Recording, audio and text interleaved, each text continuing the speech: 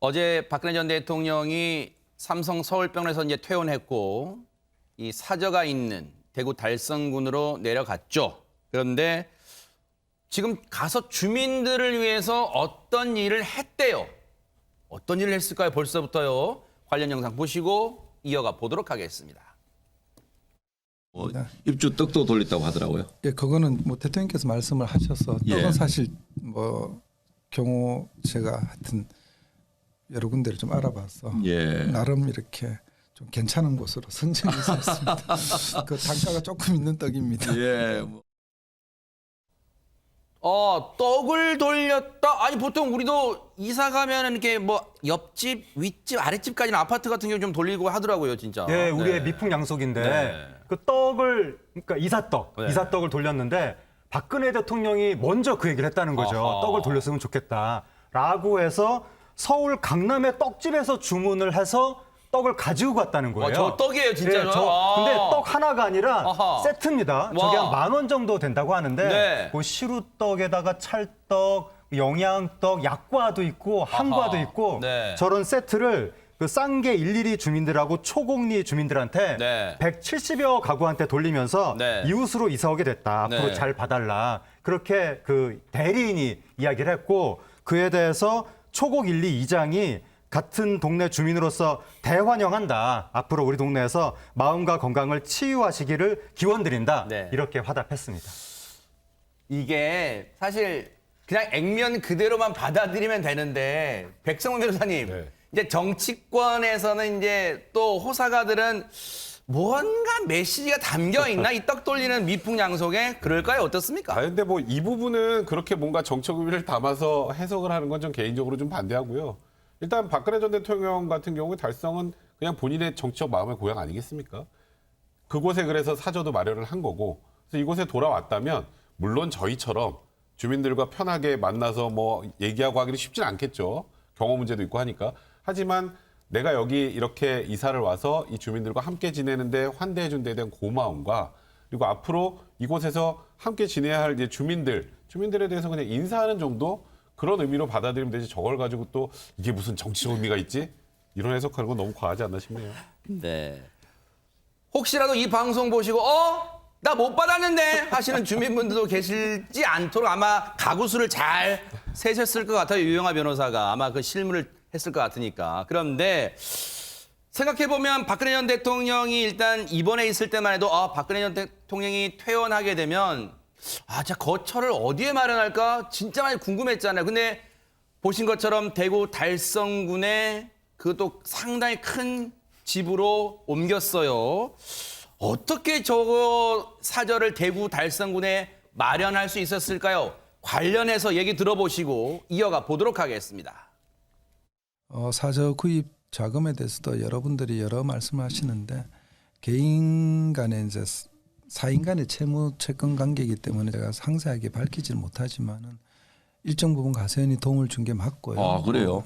집을 구하고 그 구입 자금을 마련할 때 은행 대출이나 이런 부분에 좀 문제가 있어서 예. 급한 대로 이제 차용을 좀 했던 거고. 근데 그게 예. 이제 뭐 저희가 변제를 하고 그렇게 있으니까 너무 거기에 대해서는 걱정하지 그리고 마시고 책 대금 정산도 안 끝났고 아. 아마 그 끝나면 일부분 변제가 예. 될 거고요. 아. 대통령 생활하신 부분에서는 이제 가족분들이 계셔서 아마 예. 도움을 주고 있고 또 아니 최단비 변호사님, 저 집을 마련하는데 많은 도움을 준 측이 강용석 변호사가 운영하는 그 가로세로 연구소 가세연이란 말이에요? 네, 그러니까 저 사저 구입비가 한 25억 정도 들었는데 저 사저 구입비가 어디에서 났는가 그러면서 이제 소문이 보수 유튜버들이 마련해 준 것이 아니냐 이런 얘기들이 있었습니다. 네, 거기에 대해서 유영하 변호사가 사저 구입비를 어떻게 마련했고 어떻게 변제할 것인지에 대한 구체적인 얘기를 한 건데요. 말씀하신 것처럼 이제 가로세로 연구소에서 큰 도움을 준 것은 사실이다. 그때 이제 사저를 구입할 때 대출 같은 문제가 있었는데 그 문제가 있어서 급한 대로 일단 가로세로 연구소에 돈을 빌린 건 맞는데 여기서 이제 유영하 변호사가 계속해서 강조한 것이 이게 빌린 거라는 거예요. 그러니까 자칫 증여로 보일 수 있는 부분이 있는 걸 우려하는 것 같고 빌린 것이고 차차 갚을 예정이고 일부는 벌써 아까 말한 것처럼 옥중에서 작성한 뭐 서신이나 이러한 관련되어서 책을 모아가서 냈는데 그 책의 인지세로 일부를 변제를 했다. 그리고 남은 부분들도 이제 가족들이 도움을 주고 있기 때문에 차차 갚아나갈 것이고 변제 계획도 갖고 있다. 이렇게 구체적으로 밝혔습니다. 그렇군요. 사실 저 집 이 비용이 가격이 25억에 달한다고 해서 진짜 많이 궁금해했잖아요. 저 많은 금액의 돈을 어떻게 조달할까 했는데 일단은 그 궁금증은 풀렸습니다. 그런데 이렇게 사저로 들어간 박근혜 전 대통령을 꼭 만나고 싶어하는 사람, 뭐 여러분들이 계시겠지만 꼭 만나고 싶어하는 사람이 있다면 누굴까요? 전혜연 평론가님. 예, 윤석열 대통령 당선인이 아닐까 싶습니다. 최근 실무진을 통해서 또 퇴원 축하 난을 보내기로 했었는데요. 네. 또 취재진의 질문에 답을 한 것을 보면 아마 다음 주쯤에 뭐 만나뵐 수도 있다라는 취지의 답변이 나왔습니다. 여러 가지 해석이 가능한데 뭐 첫 번째로는 아무래도 이건 뭐 앙금이라고 표현해야 될까요? 과거의 어떤 얽힌 인연이라고 해야 될까요? 이른바 탄핵정과 관련된 수사를 이끌 때 사실상의 지휘권자라고 볼 수 있었겠죠. 그런 부분이 있다고 보고요. 네. 두 번째로 지금 대구가 이 국민의힘 안에서 주목을 받으면서도 내관인 지역으로 딱 지금 상징으로 드러나고 있습니다. 김재원 최고위원과 아하. 뭐 홍준표 의원과 네. 권영기 시장 다 아마 박근혜 전 대통령의 메시지에 귀를 기울일 수 있습니다. 그리고 만약 박 전 대통령이 6일 지방선거 전에 활동을 재개한다면 박 전 대통령을 열렬히 지지했던 층이 또 어떤 판단을 할지도 있거든요. 박 전 대통령이 명확하게 어떤 메시지를 내지는 않았습니다만 어제 여러 가지 발언을 통해서 또 추측해보면 영향을 미칠 수도 있다는 해석이 나오고 있거든요. 네. 어쨌든 정치권의 최대 관심사는 윤석열 대통령 당선인과 박근혜 전 대통령이 언제쯤 만날지 그리고 박 전 대통령이 과연 흔쾌히 일정을 잡을지 여부입니다. 윤석열 당선인과 박근혜 전 대통령이 이제 만날 가능성은 뭐 열려 있고 좀 높아 보여요. 왜냐하면 일단 지방을 가겠다고 윤석열 당선인이 일단 얘기했으니까 그리고 찾아뵙고 싶다고 했으니까 그런데 뭔가 만나기 전에는 두 사람이 만나기 전에는 만나려면 뭔가 이 숙제를 해결해야 될 그런 부분도 필요하지 않을까요? 어제 5년 만에 대국민 메시지를 냈던 박근혜 전 대통령 얘기 좀 들어보시고 이어가 보도록 하겠습니다. 제가 대통령으로 있으면서 국가와 국민을 위해 열심히 일한다고 했지만 이루지 못한 많은 꿈들이 있습니다. 그 제가 못 이룬 꿈들은 이제 또 다른 이들의 몫이라고 생각합니다. 좋은 인재들이 저의 고향인 대구의 도약을 이루고 더 나아가 대한민국의 발전에 기여할 수 있도록 저의 작은 힘이나마 보태려고 합니다. 인재, 예. 그다음에 달성되고 얘기하시고 예. 대한민국 발전을 얘기하시면서 저의 작은 힘을 보태겠다는 것은 정치를 하시겠다는 거 아니겠어요? 뭐 윤석열 쪽에서 좀 당황스러운 오늘 메시지를 던졌는데 네. 뭐 잘 모르더라고. 지금 조원진 우리공화당 대표 얘기는 보세요. 박근혜 전 대통령이 저 대국민 메시지에 정치 재개의 뜻이 담겼다. 그렇게 해석하고 있어요. 그리고 윤석열 당선인 측에서 당황스러운 메시지를 던졌는데 어제 상황인 것 같아요. 그 메시지를 던졌는데 잘 모르더라고. 이게 무슨 알 듯 모를 듯한 얘기. 지금 마치 숙제를 내준 느낌입니다. 윤석열 당선인 측한테. 어떻습니까? 최대민 변호사님. 네, 일단 이 조원진 대표 같은 경우에는 사실은 이제 박근혜 전 대통령이 사면이 되고 나서 대통령 선거 전에 어떠한 정치적인 메시지를 혹시 던지지 않을까 이러한 관심이 굉장히 많았습니다. 근데 결국 아무런 정치적 메시지를 던지지 않았죠. 그리고 어제 이제 말씀하신 것처럼 5년 만에 처음으로 육성 메시지를 냈는데 그 부분에서 이 조원진 대표가 콕 집어서 말한 것처럼 인재, 대구의 도약, 그리고 국가 대한민국 발전에 작은 힘이나마 보태겠다라고 얘기를 했어요. 그러니까 이번에 지방선거와 관련되어서 어떠한 정치적인 메시지를 박근혜 전 대통령이 혹시 내는 것이 아닌가라고 지금 굉장히 언론들도 관심을 모으고 있고요. 여기에다가 이제 조원진 대표는 그것은 딱 찍어서 정치를 하겠다라고 얘기한 것이다라고 본인이 해석을 한 거예요. 아직 박근혜 전 대통령이 그렇게 메시지를 던진 적은 없습니다. 근데 그런 부분에 대해서 윤석열 당선인 측에 당황스러운 메시지를 던졌다라고 하는데 저는 글쎄요, 박근혜 전 대통령이 저 메시지에서 윤석열 당선인 측에서 당황스러운 메시지가 무엇이 있는지를 솔직히 잘 모르겠습니다. 네.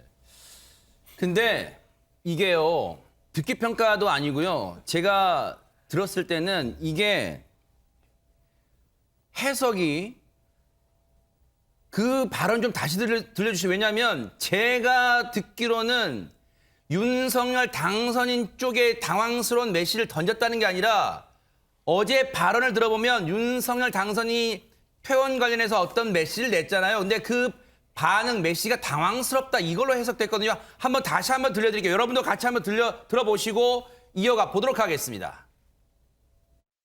제가 대통령으로 있으면서 국가와 국민을 위해 열심히 일한다고 했지만 이루지 못한 많은 꿈들이 있습니다. 그 제가 못 이룬 꿈들은 이제 또 다른 이들의 몫이라고 생각합니다. 좋은 인재들이 저의 고향인 대구의 도약을 이루고 더 나아가 대한민국의 발전에 기여할 수 있도록 저의 작은 힘이나마 보태려고 합니다. 인재, 예. 그다음에 달성되고 얘기하시고 예. 대한민국 발전을 얘기하시면서 저의 작은 힘을 보태겠다는 것은 정치를 하시겠다는 거 아니겠어요? 뭐 윤석열 쪽에서 좀 당황스러운 오늘 메시지를 던졌는데 네. 뭐 잘 모르더라고. 보세요. 우리말의 조사를 보면 쪼개서 당황스러운 메시지를 던졌는데 잘 모르더라고 하니까 느낌은 뭔가 윤석열 당선인의 메시지가 당황스럽다 그렇게 느껴지잖아요. 아니나 다를까 해석의 여지가 있다 보니까 진행자인 주진우 씨가 재차 물어봅니다. 윤석열 쪽에? 그러니까 그 윤석열 쪽에 당황스러운 메시지를 던졌다는 거예요? 재차 물어보니까 잘 모르더라고 다시 한번 얘기를 합니다. 인터뷰가. 그렇다면 백성 변호사님. 네. 주진우 씨의 재차 질문으로 봤을 때는 윤석열 당선인 쪽에 뭔가 당황스러운 메시지를 던졌다는 거잖아요. 지금 뭐예요 그럼 이게? 그러니까 윤석열 당선인 쪽에서 당황스러운 메시지를 박근혜 전 대통령 쪽에 던졌다가 아니라 그렇죠. 박근혜 전 대통령 측에서 뭔가 메시지를 낸 걸 던졌다는 거잖아요. 윤석열 당선인 쪽에. 당선인이 잘 못 알아듣고 그렇죠. 엉뚱하게 대응을 하고 있다 이런 취지인 것 같아요. 네. 아, 해석하기도 참 어렵네요. 네. 근데 이 조원진 대표는 제가 개인적인 생각으로는 뭐 박 전 대통령과 좀 교감을 통해서 지금 이런 본인의 해석을 내놓는 게 아니라 그냥 어찌 보면 저는 본인의 개인적인 희망사항에 관련된 메시지를 낸 게 아닌가. 그러니까 어쨌건 윤석열 당선인과 박근혜 전 대통령 과거로 돌아가 보면 윤석열 당선인이 공직 신분으로 한 일이지만 어쨌건 뭐 수사 과정에서 박근혜 전 대통령이 구속되고 이런 일들이 있지 않았습니까? 그런 구원을 생각해 본다면 정치를 만약에 박근혜 전 대통령이 저는 이 박근혜 대통령이 어제 워딩으로 정치를 재개한다 이런 해석은 저는 좀 다소 너무 많이 앞서가는 것 같은데 네.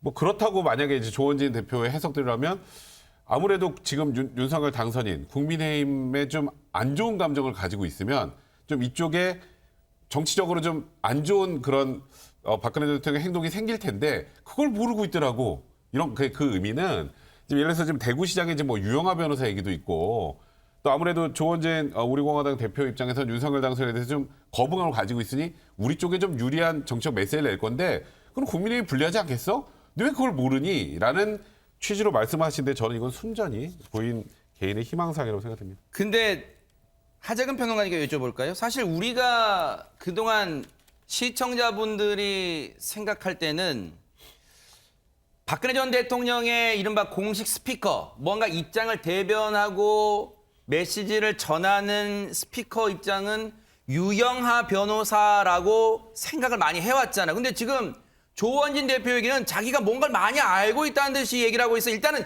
그런 점에서는 50% 성공했어요. 왜? 주목을 쫙 자기한테 끌었잖아요. 그러니까 이제 조원진 대표가 그동안 친박을 자임하면서 말을 많이 하다 보니까 많은 매체들이 조원진 대표가 마치 박근혜 전 대통령 측을 대리하는 것처럼 약간 착각하면서 기사를 쓰는 경향이 있는데 이분은 친박을 자임하는 것일 뿐이지 박근혜 대통령을 공식적으로 대리하는 건 아니거든요. 대리나 대표성은 없어요? 네, 그러니까 아하. 이분이 물론 이제 속으로 무슨 교감인지 그건 제가 모르겠지만 네. 일단 겉으로 드러난 걸로 봤을 때는 네. 이분이 하는 이야기는 결국 방금도 말씀하신 것처럼 본인의 생각, 네. 본인의 해석 그런 거 같고 그러니까 조원진 대표는 아무래도 보수 블록 안에서 국민의힘하고 별개로 자신의 어떤 정치적인 입지를 다져야 될 어떠한 이해관계가 있다 보니까 네. 박근혜 대통령이 국민의힘과 별개로 정치 행동을 했으면 좋겠다. 그래서 나랑 어떻게 교감이 돼가지고 우리 정당도 거기서 어떻게 좀 입지를 다졌으면 좋겠다라고 하는 희망과 바람이 있다 보니까 네. 그러한 희망 섞인 이야기들을 반복적으로 하는 것이 아닌가 네. 그렇게 좀 추정이 됩니다. 윤석열 당선인은 박근혜 전 대통령에게 만나 뵙고 싶다, 찾아뵙고 싶다. 박 전 대통령은 어떻게 반응했을까요?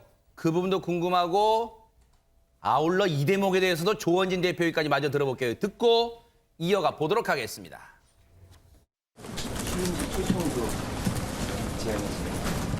아니 원래 전직 대통령은 다 오시게 돼 있잖아요.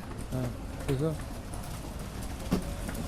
당연히 뭐 윤석열 당선인이 사저에서 만날 계획 밝히셨는데 혹시 만날 의향 있으실까요? 그런 식으로 밀어붙이면서 만나는 건 안 된다. 절차를 밟고 예를 갖춰라. 그런 입장입니다, 사실은. 지금 박근혜 전 대통령한테 예를 잘 갖추지 않았습니까? 안 갖췄지. 그냥 던지는 얘기로 가겠다 이런 얘기 하지 말고 이제 대통령께서 사주 오셨으니까 서로 소통하면 되잖아요. 그냥 자기가 지방 순회하는데 들리는 식으로 그렇게 하는 것은 맞지 않다. 전현 평론가님, 예를 갖춰라 만나러 오려면 이러고 있습니다. 예를 갖춰라 이것을 제가 뜻을 살펴보기 위해서 언론 인터뷰를 샅샅이 뒤져봤습니다. 조원진 대표가 경향신문과의 인터뷰에서 아마 이제 본인의 일단 생각이겠죠. 한 내용을 봤더니 진솔한 사과가 있어야 한다라고 얘기를 했습니다. 그냥 방문이 아니라 그 전에 사과가 있어야 된다는 말로 해석이 되는데요. 여기서 사과란 이전에 말씀을 드렸듯이 이른바 국정농단 사건과 탄핵과 관련해서 본인이 수사를 지휘하거나 이렇게 했던 부분에 대해서 사과를 먼저 해라 이런 것으로 읽힐 수가 있습니다. 근데 물론 이것이 박근혜 대통령과 전 대통령과 직접적 교감이 없었다고는 우리가 여러 가지 해석을 할 수 있겠습니다만 다만 저는 이 박근혜 전 대통령의 옥중서신 그리움은 아무에게나 생기지 않습니다라는 책이 출간된 지 그렇게 오래되지 않았거든요. 거기에 보면은 굉장히 억울함, 거짓과 진실에 대해서 또 언급한 부분이 있어요. 그래서 박 전 대통령이 직접 이런 언지를 하지 않더라도 지지자들 입장에서는 박 전 대통령의 그동안의 수사나 탄핵 국면에서 굉장히 억울한 마음을 갖고 있을 것이다. 이런 부분을 생각할 수 있거든요. 그런 부분을 염두에 두고 한 발언이 아닌가 이런 생각이 듭니다. 최단비 변호사님, 지금 조원진 대표 얘기 쭉 보면 지방 순회하는데 어디 갔다가 그 다음 코스 들르는 식으로는 안 된다? 그러면 지방 순회 첫 일정으로 지금 대구 달성군에 들르라는 거잖아요. 지금 말을 뒤집어 해석해 보면. 근데 글쎄요, 조원진 대표가 우리 또 그런 얘기합니다. 진짜 박근혜 전 대통령과 교감이 있어서 그런지 모르겠지만 이게요, 이런 말을 계속 인터뷰에서 흘리고 다니면 박 전 대통령한테 결코 도움이 되지 않을 것 같다는 생각도 들어요. 지금 이게 당선인한테 예를 갖춰라. 일단 지방 순회하는데 들르는 식으로 하는 것은 안 된다니까 지방 순회 때 첫 번째도 안 된다는 걸로 저는 사실 읽히거든요. 그러니까 아예 따로 공식 일정을 잡아서 미리 조율을 하고 박 전 대통령을 만나러 오는 모양새를 취해라. 그 얘기는 지금 이 윤석열 당선인이 이제 보수의 대통령 당선인이 되긴 했지만 진짜의 보수의 핵심은 윤석열 당선인이라기보다는 박근혜 전 대통령이다. 그리고 박근혜 전 대통령을 위주로 해서 다시 세를 결집하고 향후에 어떠한 선거라든지 이런 부분에 있어서 박 전 대통령을 위주로 가야 된다. 이러한 이제 조원진 대표의 생각이 있는 것 같아요. 근데 말씀하신 것처럼 지금 윤석열 당선인도 당연히 전 대통령이니까 취임식에도 모실 거고 꼭 찾아뵙고 싶고 그리고 이제 퇴원을 했을 때에도 예를 들면 거기에 대한 인사도 보냈단 말이에요. 그리고 윤 당선인 입장에서도 본인이 예전에 검사였을 때 국정농단이라든지 이런 것들에 대해서 처음에 이제 대통령 후보로 나왔을 때부터도 그것들을 어떻게 해결해 나가고자 노력했던 부분이 있어서 분명히 박 전 대통령을 한 번은 만나보고 있고 예의를 갖출 거란 말입니다. 근데 그 전에 자꾸만 조원진 대표 이렇게 예를 갖춰라. 공식 일정을 도는데 들리는 것은 안 된다 하면은 박 전 대통령 입장에서도 윤당선인과의 조율을 하고 이럴 때 좀 부담을 가질 수가 있잖아요. 그리고 어떻게 보면은 굉장히 대립각을 세우는 것으로 보일 수가 있는데 박 전 대통령 입장에서는 지금 뭐 윤당선인과 굳이 대립각을 세울 필요가 없는 상황일 수 있기 때문에 오히려 더 부정적인 영향을 미치지 않을까라는 생각이 듭니다. 앞서 박근혜 전 대통령 메시지에는 정치 재개라는 메시지가 담겨 있다 그랬잖아요. 관련해서 오늘 조원진 대표 얘기 많이 듣습니다. 마저 들어보시고 이어가 보도록 하겠습니다. 지방선거가 있으니까 구체적인 행보는 뭐 조만간에 어떤 행보가 안 나오시겠습니까? 전제는 본인이 정치를 직접 하시지 않는다는 거는 전제가 깔려 있잖아요. 왜 직접 나서서 뭔가를 조직하거나 어떤 수장이 되거나 이럴 가능성은 전혀 없다고 보세요? 그렇게는 안 하실 겁니다, 아마. 그렇게는 안 하는데 아무튼 지방선거의 일정 부분은 조금 뜻을 좀 내실 것 같다 이런 생각이 드네요. 아니 뭐 일각에서는 계속 옆에서 수행했던 유영하 변호사가 대구시장 출마를 하는 거 아니냐 뭐 이런 보도도 나오던데. 뭐 그럴 가능성도 있다고 봅니다. 예. 그럼 뭐 나중에 뭐 좀 있으면 조만간에 어떤 얘기가 나올 거예요. 출마한다 그러면 이제 시간도 별로 없잖아요. 유영하 변호사의 대구 출마 가능성, 사실 어제 뉴스파이터가 먼저 진작에 이 가능성 다뤄봤잖아요. 그런데 지금 조원진 대표도 이 얘기를 가능성이 충분히 있다고 얘기를 하고 있습니다. 근데 어제도 유영하 변호사 측에 직접 입장을 좀 들어보려고 수차례 저희 제작진이 연락을 취했습니다만 이 통화는 되지 않았습니다. 그런데 지방선거 뭐 어떤 박 전 대통령의 어떤 수장 역할을 하지 않겠지만 뭔가 뜻을 좀 전하지 않겠냐 이런 얘기를 하고 있어요. 백선 변호사님. 그러니까 저는 좀 너무 지금 지방선거까지는 시일도 촉박하고 지금 일단 조원진 대표는 어떻게든 이번에 지방선거에 정치적인 뭔가 메시지나 영향력들을 행사하려고 한다라고 하시는데 일단 박근혜 전 대통령 같은 경우 어쨌건 뭐 탄핵과 그 수사 과정에서 뭐 지금 이번에 사면까지 이 과정을 놓고 보는 것 말고 그 전으로 보면 박근혜 전 대통령은 선거의 여왕이라고 불렸던 사람이고 굉장히 정치적 감각이 뛰어난 분입니다. 근데 지금 대구시장 일단 국민의힘 후보군 한번 볼까요? 홍준표 의원 있죠. 또 그다음에 그 김재원 최고위원 있죠. 또 권영진 시장 있습니다. 여기에 유영하 변호사 출마 지원을 해서 박근혜 전 대통령이 나선다? 지금 그 과정에서 이 세 명을 유영하 변호사가 어찌 보면 이길 수 있겠습니까? 그러니까 저는 지는 게임이나 그런 곳에 굳이 박 전 대통령이 나서서 지금 그런 행동을 할 것 같지는 않고 그러니까 제가 유영하 변호사를 폄하하는 게 아니고 현 시점에 지금 구도 자체 그런 상황이고 또 유영하 변호사 입장에서 지금 뭐 나중에 말씀드린다 이렇게 얘기하는데 저기에 덧붙이는 게 박 전 대통령의 뜻을 따른다 뭐 이런 정치적인 뭔가 행동을 할 때 나온 그런 얘기도 나옵니다. 나중에 국민의힘과 뭐 어느 정도 연대를 통해서 다음 총선에 어떤 영향력을 행사할 수 있을지 모르겠습니다만 이번 지방선거에서 박근혜 전 대통령이 무리하게 정치적인 어떤 행위나 메시지를 하지는 않을 거라고 개인적으로 생각합니다. 네. 일단 이 부분은 계속해서 언론들이 관심을 가질 것 같아요. 왜냐하면 지금 지방선거가 코앞으로 다가왔기 때문에. 왜냐하면 출마한다면 만약에 무소속 출마 가능성이 제일 높게 점쳐지니까요. 그런 가운데 어제 박 전 대통령이 대구 달성 군민 앞에서 메시지를 낼 때 돌발 상황이 벌어졌었잖아요. 최단비 변호사님. 네, 이제 박 전 대통령이 대국민 인사말을 시작한 지 한 1분도 채 되지 않았을 때 돌발 상황이 발생을 한 건데요. 한 액체가 들어있는 소주병이 갑자기 박근혜 전 대통령을 향해서 날아온 겁니다. 근데 영상을 보시면 갑자기 이제 그 경호원들이 다 와갖고 방탄판을 펼치고 이제 엄호를 하기 시작했는데 네. 가장 처음에 소주병이 날아오기 전에 저 여성 경호원 보이시죠? 상당히 화제가 되고 있는데 양손을 번쩍 들어서 위험을 먼저 알리니까 갑자기 주변에 있는 경호원들이 다 같이 모였고요. 그리고 저 여성 경호원 앞에서 저 소주병이 깨졌어요. 근데 깨졌을 때 다리를 모아서 네. 이 파편을 막는 그러한 모습도 보였습니다. 그래서 네. 지금 굉장히 이 인터넷상에서 화제가 되고 있고요. 네. 다행히 파편이 박 전 대통령 앞 1m까지 튀었지만 다친 사람은 아무도 없었다. 이렇게 밝혀졌습니다. 지금 다시 봐도 순간적으로 보세요. 저 움직임, 왜냐하면 생각을 해보세요. 저 움직임, 수많은 움직임 속에 위험이 될 만한 움직임을 직감한다기 쉽지는 않잖아요. 왜냐하면 저 지지자들 움직임 보세요. 태극기 흔들고 손 흔들고 휴대폰 찍고 여러 움직임이 있잖아요. 근데 뭔가를 던지는 움직이는 포착이 지금 저 날아오잖아요.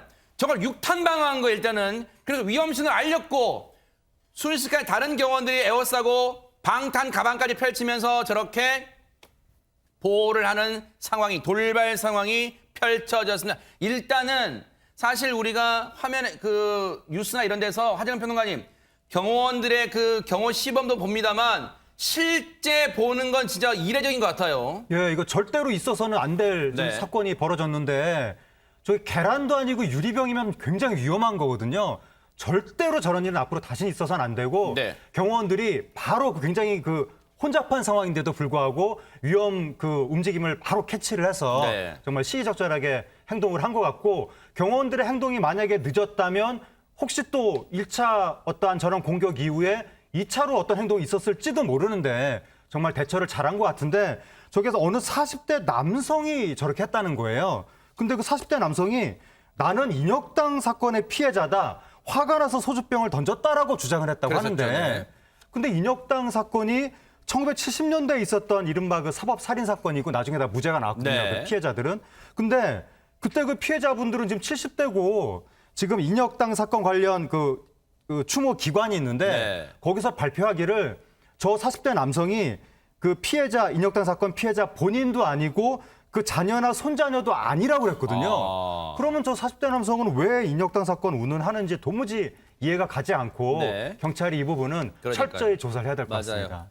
철저히 조사해서 동기 등을 정확히 밝혀내야 될 걸로 믿습니다.